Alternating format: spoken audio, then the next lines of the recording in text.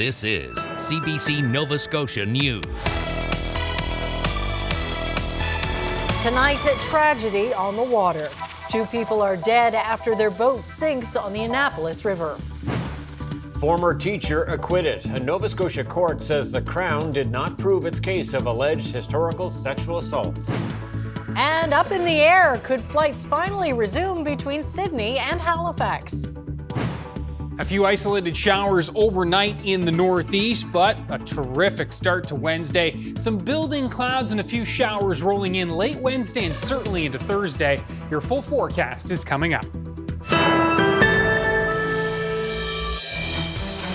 Good evening. We begin tonight with tragic news on Nova Scotia waters. 2 people are dead after a boating incident on the Annapolis River last night. The boat sank near Granville Centre around 5:30 p.m. with 4 people on board. When crews arrived, 2 boaters were found safe on the shore, but 2 were still missing. Zodiac boats, a helicopter, and multiple fire departments were involved in the search between Bridgetown and Annapolis Royal.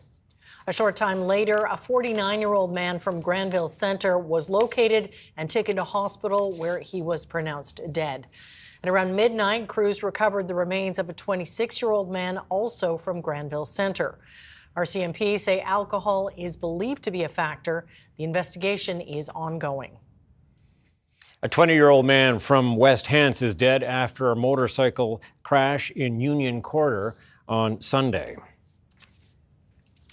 The RCMP say it happened shortly after 11:30 on Lawrence Road. They say a Ford F-150 truck and a motorcycle were traveling in opposite directions and collided head-on. The driver of the motorcycle, a 20-year-old man from Manaway, died at the scene. The driver and passenger in the truck were both uninjured. Nova Scotia's police watchdog is investigating a March incident where a West Hants RCMP officer allegedly struck a vulnerable female youth multiple times. The incident was reported by both the RCMP and the Department of Community Services last Friday. The RCMP says the officer involved has been on administrative leave and an internal investigation has begun. The officer's status will be reassessed after both investigations are complete. A former Halifax area school teacher has been acquitted of all historic sex offenses he was accused of. The decision was announced this afternoon in Nova Scotia Supreme Court. Blair Rhodes has the details. 2 men accused Jadis Joseph Poirier of sexually abusing them when he was their teacher and they were in their early teens. He faced 2 counts of sexual assault and 2 of gross indecency, an outdated charge that's no longer in the criminal code. The 2 men were the only witnesses to testify at Poirier's trial earlier this year. One of them alleged he was assaulted once during an overnight stay at Poirier's apartment in North End, Dartmouth. The other man alleged he was abused multiple times at the apartment, at the school, and in a church parking lot. But Justice Richard Coughlan said the Crown had failed to prove its case beyond a reasonable doubt because there were too many inconsistencies and contradictions in the testimony. The judge said it would be dangerous to convict Poirier on this evidence. This verdict was supposed to be delivered in a couple of weeks, but there are fears Poirier may not still be alive then. He is in hospital receiving end-of-life care. His failing health was evident during the trial, as it would only sit for half days. Blair Rhodes, CBC News, Halifax. Nova Scotia's Auditor General says the system for children placed in the care of community services lacks oversight and opens a vulnerable group of people to greater risk. Kim Adair's report flags a number of issues and makes 20 recommendations. Michael Gorman reports. Kim Adair's report says kids placed in temporary emergency care arrangements are supposed to be there for up to 4 days, but on average, they're there for 8 months. Adair also draws attention to a lack of oversight for businesses that provide about half of those emergency spaces, and the fact that costs for those operators have dramatically increased in recent years. She also highlights that social workers are not always meeting with kids as frequently as required. This was the most concerning finding to me because they came up short on this measure in all of our testing results, including in almost half of our samples, social workers did not meet the contact standards for meeting with the children in child and youth care homes or in the temporary emergency arrangements. But the Community Services Minister says those meetings are happening. He says the problem is with a lack of documentation, which is connected to social workers trying to meet ever-increasing needs. You know, we know that record keeping needs to happen, and it needs to happen every time, but at the same time, I don't want to overburden them with more paperwork. So we have to have a discussion with, continue to have a discussion with them and Alex Stratford and others on how we can balance that. Now, you heard the minister there mention Alex Stratford. Stratford is the registrar of the province's College of Social Workers. He says Adair's report is a missed opportunity because it's too narrowly focused on certain policies without giving enough consideration to the factors that have led to the increased use of emergency care arrangements. Those factors include child poverty, housing crisis, and social worker caseloads that are outdated by decades and do not match international standards. The Auditor General's report really focuses on applying more administration and more management of a system that is already overburdened with those functions because of the lack of resources moving into it. Adair's report makes 20 recommendations, and the Community Services Minister has accepted all of them. Meanwhile, Brendan Maguire says the province needs more social workers and more foster families, and recruitment efforts are underway. Michael Gorman, CBC News, Halifax. Tenants of 7 buildings in New Glasgow are getting their running water restored after 4 days without the service. Town officials say the water was cut off to 16 rental units last week after the landlord had not paid his water bill in years. CBC spoke to multiple tenants who said they spent hours lugging bottles of water to their units just to be able to flush their toilets, and others who stayed in shelters and hotels with their small children. Many of them say they didn't know how to contact their landlord about the issue. The town's CAO says the municipality also struggled to contact the landlord. They're making choices about food or power. There's all kinds of difficult decisions that families are making, and it's very important for that contact with the property owner to ensure that their needs are being met. McDonald says the property owner, Jonathan Wright, did pay some of the outstanding bills this week.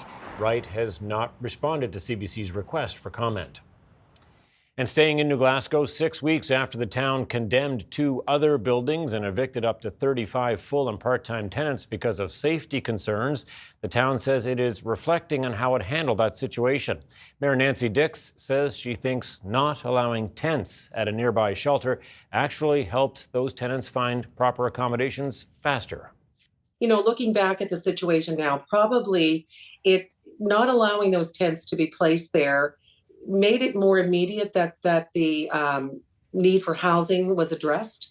There was a number of people, number of services that were working with the town, and the town was working with them to locate alternative solutions for their housing needs. I'll talk to Mayor Nancy Dix about their town's approach to this kind of housing problem and about lessons learned from their experience. That's our Newsmaker interview just after 6:30.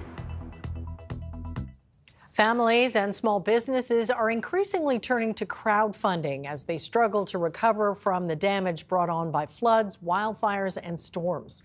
And experts say that highlights how governments and insurance isn't always enough. Ben Shingler reports.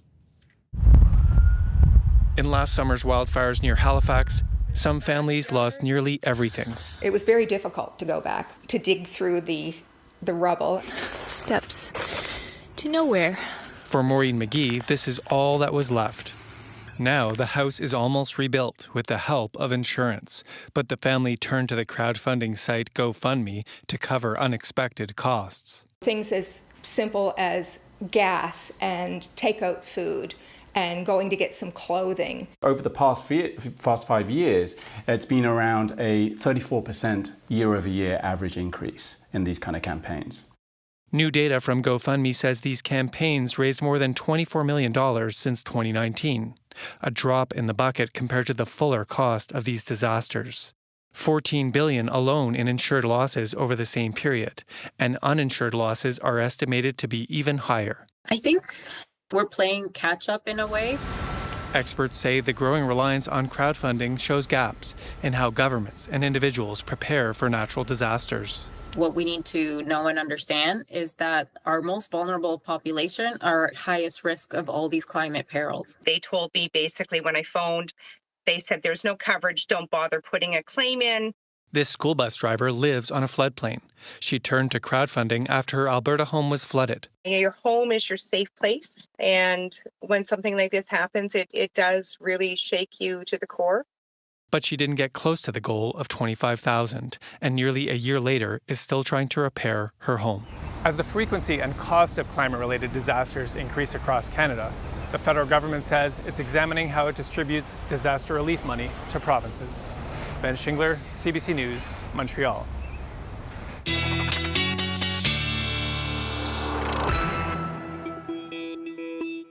And looking at the weather closer to home now, Ryan Snoddon. And what a beautiful day. It really was. Widespread temperatures into the teens. And yeah, you know, this time of year, we stress it all the time. Cooler in those onshore winds. And today was a perfect example of how huge the wind direction is this time of year. Sea breeze this afternoon along that south shore, it was keeping temperatures at Western Head around 13 degrees. And then the winds shifted, and in 1 hour, the temperatures bumped up, 10 degrees and 22 degrees at Western Head because of that wind shift from onshore to offshore. That ended up being the hotspot in the entire Maritimes, thanks to that little wind shift. 20 at the Mallee Falls station. Downtown Halifax cracked 20, and you can see cooler in that northeast and in those onshore winds, obviously places like Canso, Yarmouth just at 14, but overall, beautiful day. Tomorrow will be another lovely day. Temperatures a little bit cooler, especially in the northeast, a little bit more of a pronounced onshore wind here. Still a bit of a sea breeze along the south shore, but widespread temperatures in those mid to edging into high teens, and maybe even a 20 spot in a spot like Keji. Now, as we look into the satellite radar picture, we are looking at a couple of showers that are going to scrape the northeast through this evening into the overnight, bringing some isolated shower chances. So we'll be watching for that, but it looks like those will clear out by the time we get to tomorrow morning. And so a lovely day indeed, but some building clouds. Late day shower opportunity for Yarmouth, Digby, Shelburne, and then we're all into some showers for Thursday with a cooler northeast flow, and I do mean cooler. We'll break it down with your full forecast and your 7-day coming up in a few minutes. Yes, we've been warned. Gonna take getting used to, isn't it? Okay, Thanks so much, Ryan. Thank you. Well, talks are underway to have flights resume between Sydney and Halifax for the first time since 2022. The CEO of the Sydney airport says having that route back is his main priority. As the CBC's Kyle Moore tells us, it could be happening soon. It's been almost 3 years since the last Air Canada flight from Halifax touched the tarmac in Sydney. It's a flight option that started in 1942, and now there's some hope it will soon return. Without showing too many of the cards, I don't believe in making promises that I can't keep, but I do believe that late summer, early fall, that we'll hopefully be able to make an announcement to the community. Miles Tuttle says he's been in talks with a number of regional airlines to have the service between the two Nova Scotia municipalities resume. He says it would give travelers more options and competitive pricing. My number one priority and the priority of everyone I speak to in our community, where do you want to go? It's Halifax. You can connect from Halifax to just about anywhere. So that's what we're primarily focused on. There are currently only 2 flights a day out of the Sydney airport, both by Air Canada. One in the morning to Toronto, the other in the afternoon to Montreal. It's definitely a challenge with just the 2 flights coming into Sydney. Sydney just finished hosting 2 major sporting events, with teams arriving from around the world. Terry Smith with Destination Cape Breton says having such limited flight options made for some logistical challenges. Thankfully, we had a great partner with Air Canada who worked with us to increase seat capacity for that event, and they've offered to do so with other events as well. So that definitely helps. But we really have to get back to the seat capacity we had. A little more than 100,000 passengers flew out of Sydney this past year. That's down nearly half compared to pre-pandemic levels. There are things like having the right pilots with the right qualifications. There's a gap in skill right now that leaves the regional market underserved.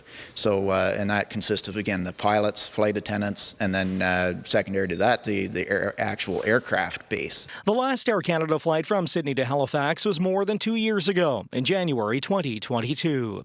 Kyle Moore, CBC News, Sydney. A heritage building in downtown Dartmouth will be the site of a new high-rise development.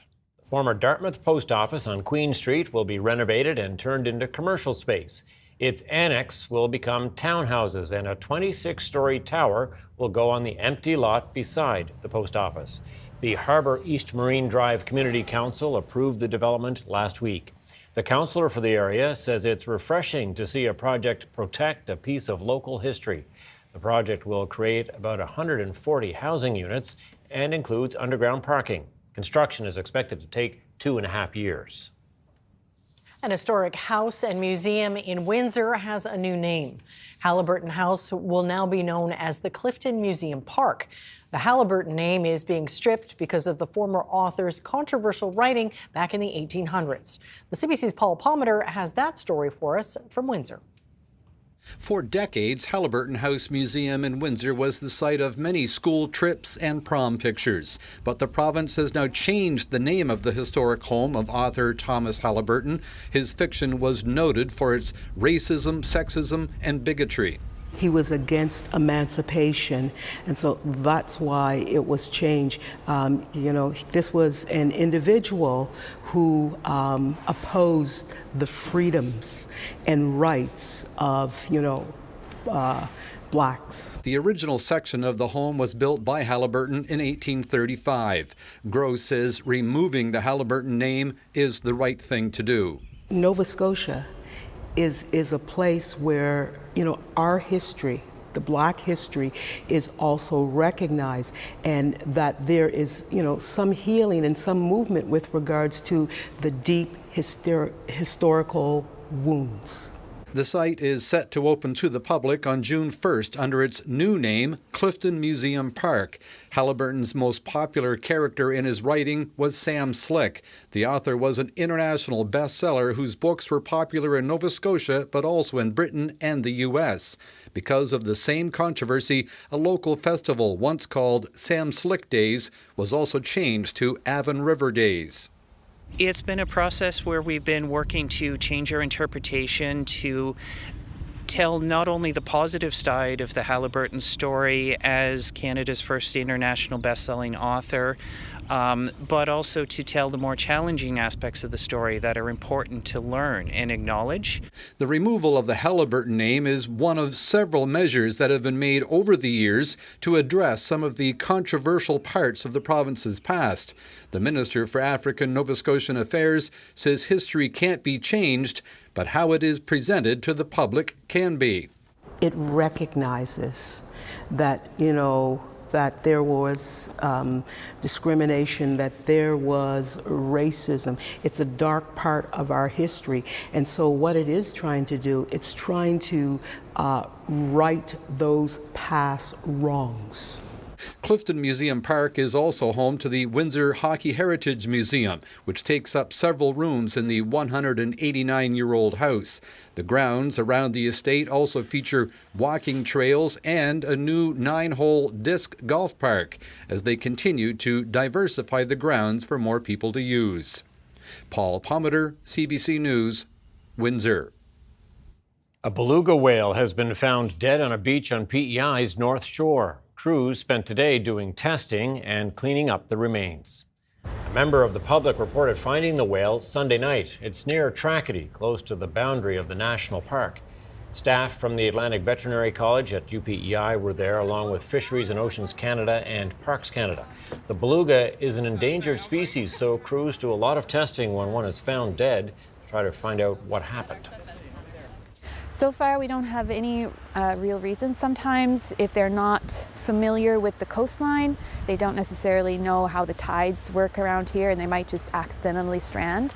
At this time, there's no evidence that there's trauma or entanglement in fisheries gear involved. It could just be a natural stranding, but we have quite a variety of other diagnostic workup that we'll do before we finalize the report. About a dozen people were working today. They try to do tests as quickly as possible before the animal decomposes. The carcass will be buried on the site when the research is done. 3 Nova Scotia hockey players are headed to the first ever Professional Women's Hockey League playoffs. The season kicked off in January, and fans have been turning out in droves to show their support for the game. Toronto captain Blair Turnbull is originally from Stellarton, and now she's playing in front of tens of thousands of people at the Scotiabank Arena in Toronto and at the Bell Centre in Montreal. Turnbull says a couple of years ago, players didn't know if moments like this would come. It's not a Team Canada, Team USA Olympic final that's setting the attendance record. It's a PWHL regular season game. So it was pretty special to step on the ice and to hear the crowd and to see how engaged they were throughout the whole game. And I think it was kind of a pinch me moment, because those are moments that we have dreamt about and thought about forever. And for them to be finally coming to fruition, it was incredible. Allie Monroe plays defense for Toronto with Carly C.J. Jackson in goal, both also from Nova Scotia. The team will face off against Minnesota tomorrow night. They are packing the arenas. I know they are. Great hockey. All right, first quick break on the way. Stay with us. There is a lot more to come on CBC Nova Scotia News. Israeli forces roll into southern Gaza after launching a series of deadly airstrikes. It comes as Israel sends a delegation to ceasefire negotiations in Cairo. An inauguration ceremony was held in Moscow today for Vladimir Putin. It's to mark the start of his 5th term as president. And there's the Coast Guard doing some safety training in Bedford Basin this morning. Ryan is up next with his forecast. We will see in just a few minutes.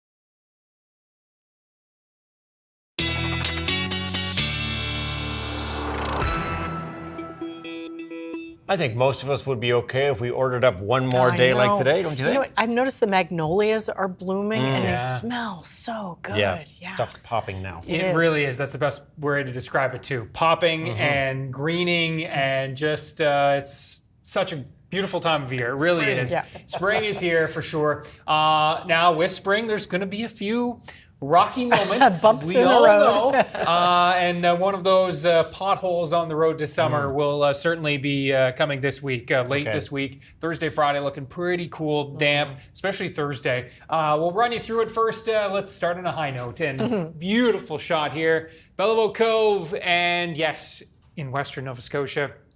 Beautiful spot, 14 degrees.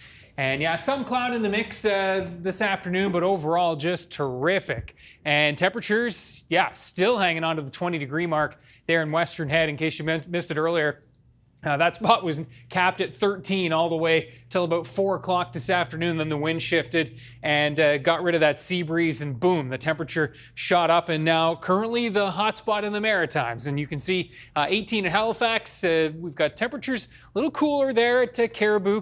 Temperatures around 9, but and you can see Antigonish at that Collegeville station, or Trackety, I believe that is actually 10 degrees. But that Collegeville station did hit 17, and hearing from folks in Antigonish, around 19, 20 degrees there. So beautiful in town. And yes, again, just get away from the coast this time of year. We love the coast, but it's a little bit cooler, obviously, with those sea breezes this time of year for sure. Now, as we look at the winds, you can see winds from the northwest to west. And yeah, they've been a little bit breezy, especially this afternoon. And we are watching this little wave of some clouds and a couple of showers that are going to be clipping the northeast parts of the province tonight. Isolated shower chances, yes, but the shower chances are certainly there, and they will hang on until the wee morning hours in Cape Breton. There's that storm system we've been tracking the last couple of days. Unfortunately, it did spawn 12 tornadoes yesterday across the U.S. plains, in particular the Oklahoma state. Yeah, that system is continuing to work its way to the northeast, and we'll be watching it work its way into our region as well, bringing some cooler weather as it wraps in some cooler temps on the backside of this system. Now for tonight, there are those shower chances in the northeast. Winds are going to be relatively light. We're going to be dropping our temperatures into the 3 to 6 range with those light winds. Now, as we move through tonight into tomorrow morning, there's midnight, and we are looking at, again, those showers hanging on. Looks like by 5, 6 a.m. they're done. The Canadian model, not pictured here, is hanging those showers on a little bit longer, so we'll be keeping just a 30% risk in for you folks, you early risers. Now, as we move into the afternoon, lots of sunshine tomorrow, some increasing clouds in the northeast and some increasing clouds from the west, and so we all kind of turn cloudier as the afternoon moves along. Digby, Yarmouth, and Shelburne, some isolated shower chances starting to edge in for you folks around this time tomorrow, maybe a little bit earlier. 6 to 10 to 12 degrees across Cape Breton tomorrow. It is going to be all dependent on that wind direction from the northwest. Your proximity to the coast is going to be key, no question about it. Coolest temps in Inverness with that cooler onshore flow. Looking at temperatures across the Northumberland shore, similar story. If you're right along the coast, closer to 10. Inland should squeak to around 14, 15 degrees. Halifax near 14 to 16 degrees tomorrow. Our hot spots will be here. Sea breeze here. A little bit of onshore flow coming in right along the Bay of Fundy, and so yeah, we'll be looking at our hotspot likely in through the Kedzie area around 19, maybe 20 degrees for tomorrow. Now for Thursday, I warned you off the top, this is a cooler day, obviously. Looking at the east to northeast wind, that's going to keep most of us capped in the single digits. The clouds, and we are looking at some wet weather tracking in as well. So let's time it out. First kind of wave of showers and even some steadier bands of rain not out of the question Wednesday night in through Thursday. That first low moves off, and we are looking at this kind of lingering showers in the wake of that system moving out. And then here comes the secondary system into Friday, Thursday night and Friday. You can see some drier air possibly Friday afternoon, but that model is, again, a little bit quick compared to some of the others, which does hang those showers into our region Friday, and yes, even into the Saturday time period as well. So does look a little on the unsettled side, and certainly cool. I think that's the biggest takeaway here is cooler than we should be this time of year, no question about that. And we then will recover back closer to seasonal for Sunday with some sun trying to break through, a drier day overall. Some shower chances rolling back in early next week, but it looks like mid to late next week. It does look a little bit more of a back into the west to east flow, kind of what we're seeing currently. So maybe a little, couple potholes on the road, as we said here, but Patience, we're on the right track. Yeah, we'll get there. Okay. All right, thanks so Ryan. much, Ryan. Thank you. Up next, I'll talk with the mayor of New Glasgow about the town, or how that town handled the eviction of tenants from 2 condemned buildings. That's our Newsmaker interview. Do stay with us. You're watching CBC Nova Scotia News.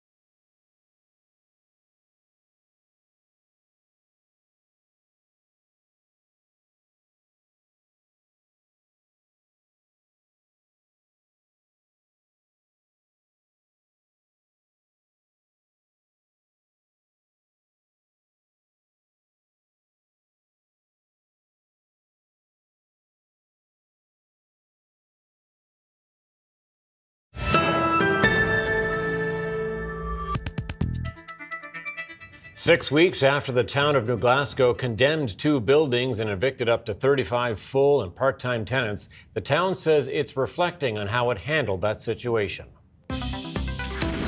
Nancy Dix is the mayor of New Glasgow.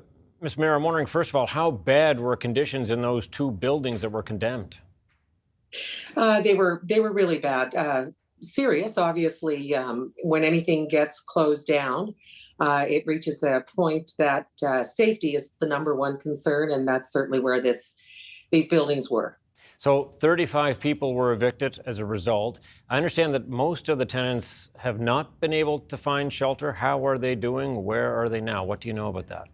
Well, that's a little bit not quite the facts. There were actually 7 tenants evicted. They were paid tenants. The others were not technically living there. So that was 20. Well, there were 7 tenants and the owner living in the building, and the others to make up that number, in fact, were not actually so-called living in the building. Okay, They were. What were their connections to the building then, just so I understand? Well, my understanding is that perhaps it was somebody that was living there that knew them, and I can't say if they were actually staying there on a regular basis. They were, my understanding, more in and out. Okay, and so as a result, how many people were left without shelter? Well, there were 8. And so at the time of the eviction, I seem to recall that the local shelter wanted to get the town to allow for tents to be set up someplace near services.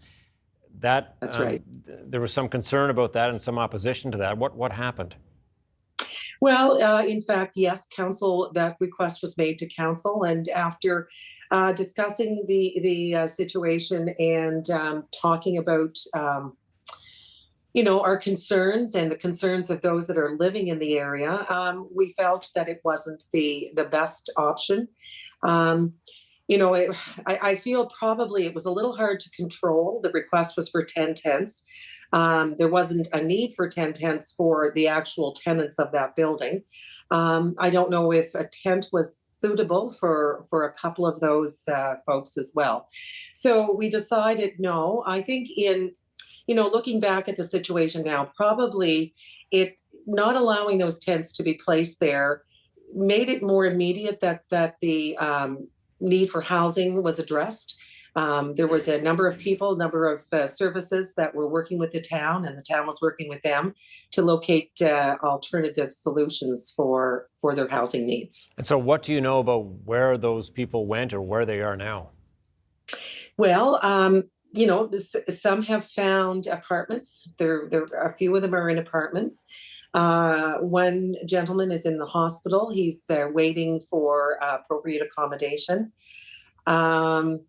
The owner themselves is in an apartment complex as well, and there are in fact 2 that are using the services of Viola's place. And so you have these these apartments or these residences that are below a proper standard of living. The community tries to do something about it, but you're often leaving those tenants who live there in a precarious position, to say the least, when they get notice. Any lessons learned here as you went through this whole process? Well, lessons learned. I could say in hindsight, perhaps this needed to be addressed more aggressively a year ago. I think there was always the hope that the owner himself would make the necessary repairs and to the home. It became very difficult for him, and I don't want to put all the blame on him.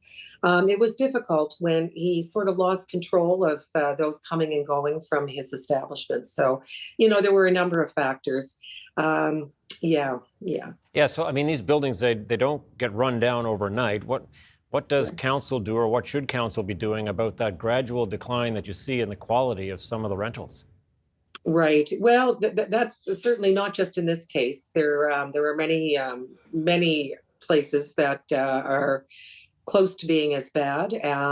It becomes a fire inspection issue, but I think that one of the things is because of the lack of alternative housing or available housing, they try everything possible to get the owner to comply. And, perhaps in maybe some ways, times given more opportunity than they should. I like to feel people are given second and third chances, but it comes to a point where it gets gets exactly where we were in this situation. And we should point out that New Glasgow is not by any means alone in this situation. Lots of other communities dealing with the same reality. But just quickly before I let you go, what is the housing shortage like there in your community right now? Well, there's certainly a shortage of affordable housing, no question about it.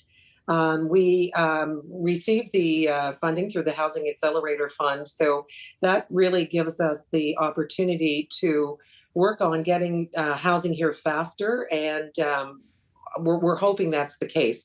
We've seen some good uptake with developers once the conversation has started. So, you know, you can't build a house overnight, but we're going to try to get those built faster than perhaps we could have 4 years ago. So that's our hope. All right, Nancy Dix, Mayor of New Glasgow, thank you very much.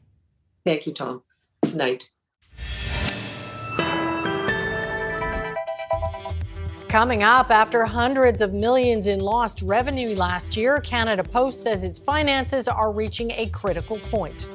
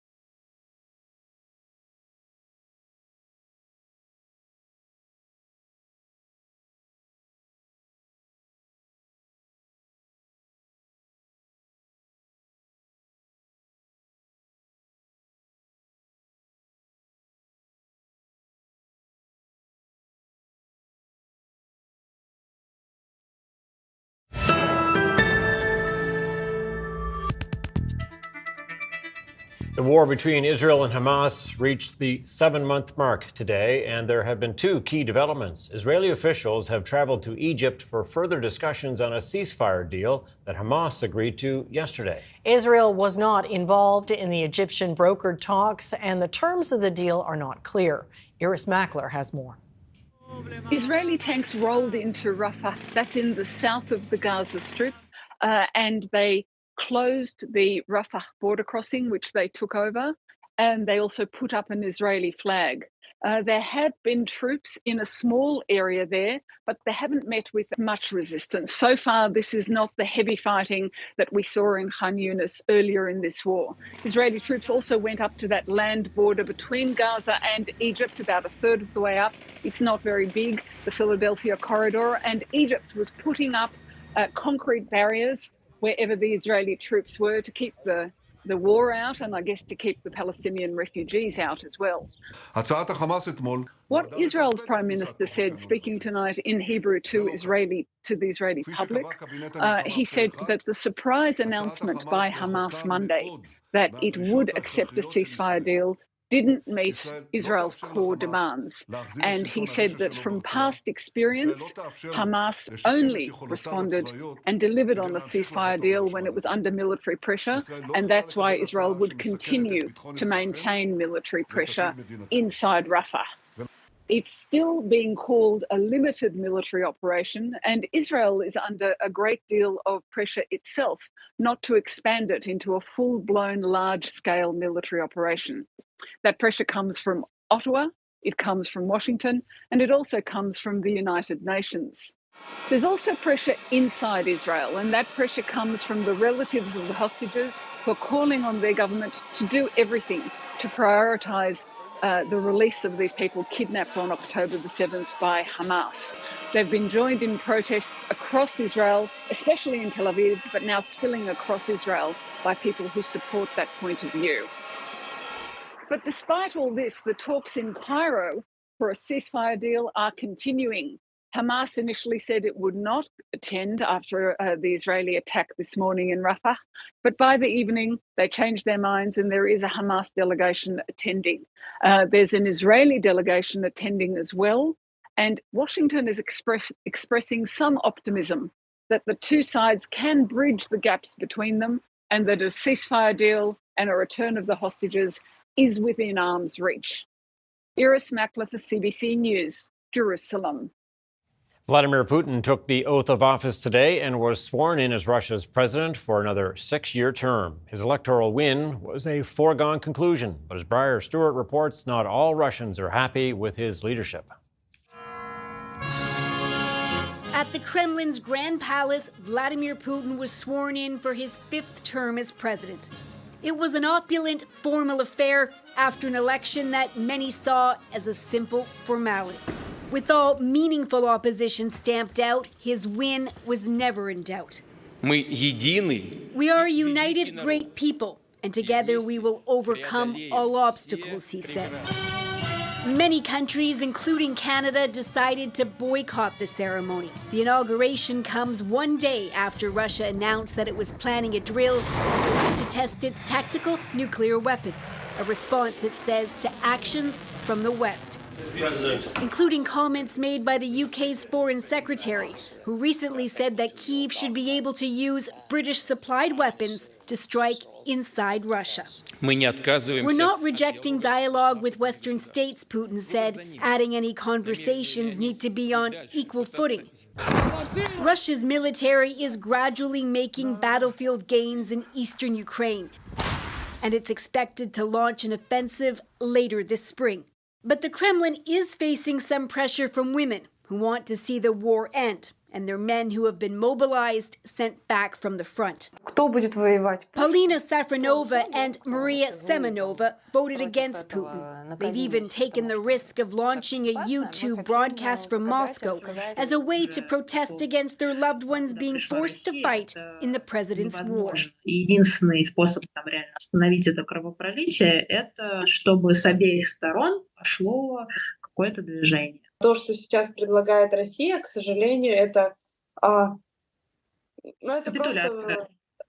Ну это да, типа, вы нам сдайтесь, а мы тогда перестанем вас бомбить. But there's no indication that Russia or Ukraine is ready to negotiate. Next month, Switzerland will host a peace summit at Ukraine's request, but so far, Russia isn't invited. Briar Stewart, CBC News, London. A key witness has taken the stand in the Donald Trump hush money trial. Adult film actor Stormy Daniels testified today about a sexual encounter she says she had with Trump in 2006. Daniels spoke about meeting him at a celebrity golf tournament and accepting an invitation to have dinner with him. She made efforts to go public with the encounter during Trump's 2016 presidential campaign. That led to $130,000 in payments to keep the story quiet. Money was drawn from Trump's personal account and directed through his lawyer at the time. The lawyer, Michael Cohen, is expected to testify later in the trial. The former U.S. president is facing 34 counts of falsifying business records to hide payments to Daniels. Police are investigating a shooting overnight outside the Toronto home of Canadian musician Drake. When officers arrived, they located a male who was suffering from an apparent gunshot wound.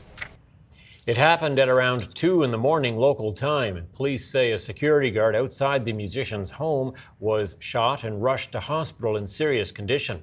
They say a vehicle suspected of being involved in the shooting fled the scene. Police say they are in touch with Drake's team and they're cooperating with the investigation, but have yet to confirm if the rap star was home at the time. Investigators say it's too early to determine a motive, but they're aware of an ongoing public feud between Drake and American rapper Kendrick Lamar. Troubled plane maker Boeing is the subject of yet another investigation by the Federal Aviation Administration in the United States. The FAA is looking into reports from the company that employs falsified inspection records for some 787 Dreamliners. Inspections may not have been completed to ensure the wings and the fuselage were fitted together properly.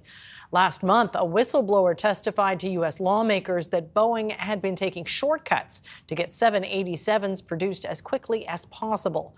The company has been under intense pressure since a door plug blew out of a Boeing 737 MAX during a flight in January.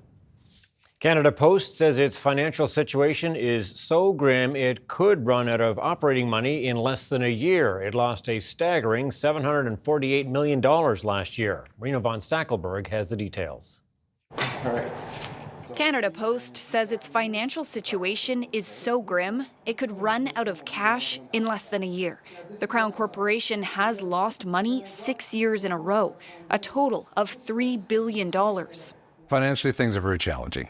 The company says revenues keep declining as Canadians send less mail. And while online shopping has boomed, Canada Post is struggling to compete with new privately owned parcel companies. They hire gig workers who are cheaper and deliver packages on evenings and weekends. In a matter of years, Canada Post's share of the e-commerce market has been cut in half to just 29%. We were doing a number of things to be able to better compete, but we didn't expect our market share to drop that quickly and for the competitors to take that much of the volume. Unlike other Crown corporations, Canada Post isn't funded by taxpayers. It needs to sustain itself by making a profit. But unlike its private competitors, it has legal requirements, like delivering mail to all Canadians daily, even if it loses money doing it. Canada Post says it's time the federal government changed those laws. How frequently do we deliver? If you have a community mailbox, a lot of people check it once or twice a week. Ottawa won't commit to bailing out the company, but isn't ruling it out. Whatever we need to support Canada Post in supporting Canadians, it will be envisaged, as we need Canada Post in the future. The Canadian Union of Postal Workers is in the middle of contract negotiations. It wants a full return of door-to-door delivery and says the best solution to save Canada Post is for it to offer more. CUPW has been fighting for a long time to do expansion of services at Canada Post, such as postal banking, as well as senior check-in. But the company says in order to survive, it must focus on its core mandate, delivering mail and packages to all Canadians. To help pay for that, Canada Post did increase the price of a stamp this week to 99 cents. Marina von Stackelberg, CBC News, Ottawa. Strength in energy and base metals helped Canada's main stock index post a small gain today. Here's a look at the numbers as we head to break.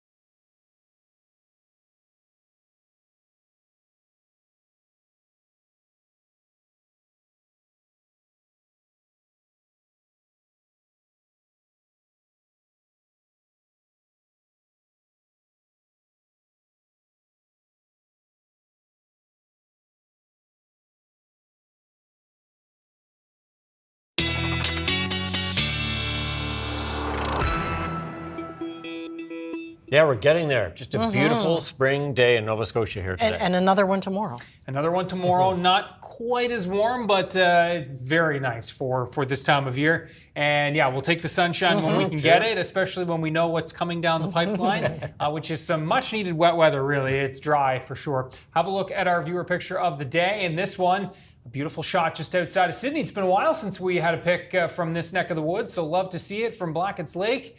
And yeah, this picture sent to me on Twitter. Elaine Johnson. That's pretty calm water, isn't it? Holy smokes. Flat calm. You could walk on that. Yeah. Beautiful. Love how blue it is, too. Thanks to Elaine for sharing Ryan's picks at cbc.ca. You can see temperatures across Cape Breton tomorrow range from around 9 to 12 degrees. A little bit cooler there in places like Cheticamp, down into Inverness. We are looking at 14 to 18 degrees across most of the mainland, but we will be cooler, and those onshore winds most notably along the Northumberland shore, but also a bit of a sea breeze setting up into the afternoon there, especially for the South Shore region. So temperatures widespread single digits on Thursday. Clouds dominating, for the most part, an east to northeast wind that's just going to keep temps much cooler. We've got the clouds, we've got the showers rolling through, and yeah, you can see those there. Moving in as we move into the Wednesday night time frame, there's the low. Now that moves through, but it's quickly followed up by another system tracking in that just kind of keeps us in that unsettled pattern over the next few days, and again reinforces that northeasterly flow. So that's why we're kind of riding the single-digit train into the weekend, but recovery beyond. All right, thanks, Ryan. Well, fashionistas worldwide were on high alert last night as celebrities gathered for the Met Gala in New York. Take a look at this. Anna, straight ahead. The dress code was inspired by the J.G. Ballard short story, The Garden of Time. So there are a lot of flowers and other earthy elements in the outfits. Not a pair of overalls or a flannel shirt in sight. The annual event is considered one of the biggest nights in fashion. In the fashion world, it raises money for the Metropolitan Museum of Art Costume Institute. Some fashion ideas for you guys. Sure, yeah. Tom, a couple of suits you can pull off there. All over it. That's it for us tonight. Thanks so much for watching. We'll see you next time. Good night.